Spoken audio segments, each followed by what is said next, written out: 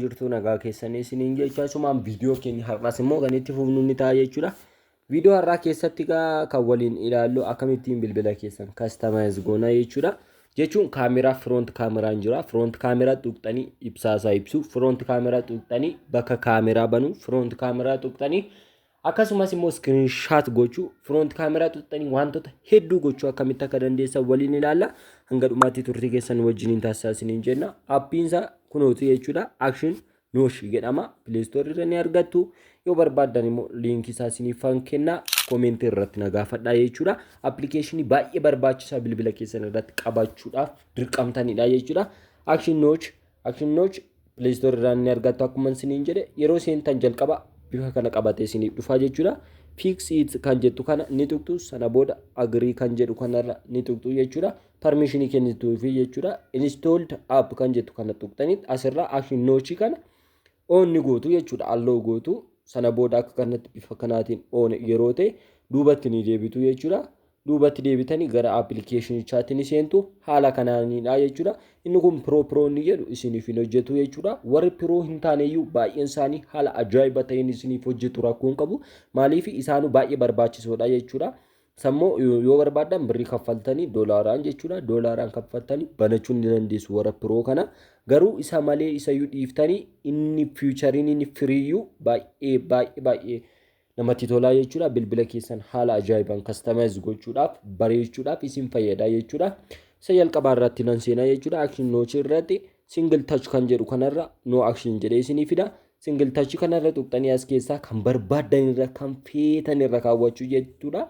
Kan barbaadan irra screenshot jira, screen record jira, toggle touch jira, akkasumas immoo power button menu jira, file menu jira, open notification panel jira, open quick setting panel, open camera jira. Kan barbaadan irra kaawwattu jechuudha. Asirra kan sinfeetan hundi isaa asirra jira jechuudha. Even open Google Assistant jira jechuudha. Yeroo baay'ee kun namaaf hin ba'u. Yeroo isin front camera tuxxan irratti isiniif baasaa jechuudha. Yoo isin open Google Assistant irra kaawwattanii akkasumas calculator irra yoo keessanis wantoota barbaadan irra yeroo keessan isiniif banaa jechuudha. Ammaaf isa tokkoffaa screenshot irra ni keenya jechuudha. Yooni screen bilbila kootii yookaan immoo front camera si'a tokkicha tuqe screenshot naaf godha jechuudha. Akkasuma immoo double touch dha jechuudha. Inni kun immoo si'a lama yoon tuqe front camera ko si'a lama yoon tuqe maal akkanaaf baasu barbaaddaa naan jechaa jira. As keessaa ni filattu jechuudha. As keessaan kanan filadhu toggle touch kanan filadha. Toggle touch kanan filadheetan okay jedha jechuudha. Double touch yeroon tuqutti ibsaasaa naaf ibsaa jechuudha. Long touch kan jedhu kunis jira jechuudha. Qabee yeroon turutti maal akka inni naaf baasu jechuudha. Akkasuma kaameraa ta'uu danda'a. Kuno open cameraadha. Kanan irra kaa'ee isinitti agarsiisu open cameraadhaan ammaaf garuu kanan irra kaa'u calculatorii ta'a jechuudha. Kuno asiitii calculator dura calculatorii kuno calculatoriin as daka kanarra ni jira jechuudha. Haala kanaan customize gootu inni biraa settingii ajaa'iba ta'ee jala kanarra ni jira jechuudha. Gadi seeqxanii add shortcut to home screen kan jedhu kanarra ni dhuftu jechuudha. Sana booda tokkoonsaa gara screen keessatti bifa application'itiin gadi fiduu ni dandeessu jechuudha. Amma fakkeenya volume menu kan jedhu kun jira.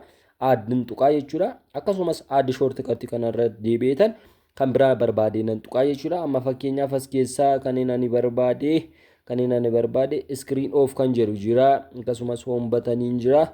As keessaa kanan barbaade power button menu dha jechuudha. Power button menu addin godha jechuudha. Wanta isin dhibuun jiru add shortcuts to home screen kan jedhu kanarra ni tuqxu jechuudha. Sana booda adda godhachuudha. Asirratti pro ni jedhu isiniif hin hojjetu jechuudha. Warri pro hin taaneyyuu baay'ee tokko baay'ee namatti tolu jechuudha. As keessaas immoo kan barbaadan filattanii wanno gochuu ni dandeessu. Amma fakkeenya open Google Assistant kan jedhu kana addaan godhadhaa jechuudha. Tuqxanii adda gochuu qofadha jechuudha. Yeroo adda gootanitti isin duubatti deebitanii kunoo asirratti ni argattu jechuudha. Bilbila keessan menu bar keessatti ni argattu jechuudha. Volume yeroon tuqu kunoo kanan sagalee kana akkanatti naafida jechuudha. Akkasumas immoo power button kan jedhu kanas yeroon tuqu kunoo akkanaan restart godhuudhaaf naafida jechuudha. Akkasumas immoo open Google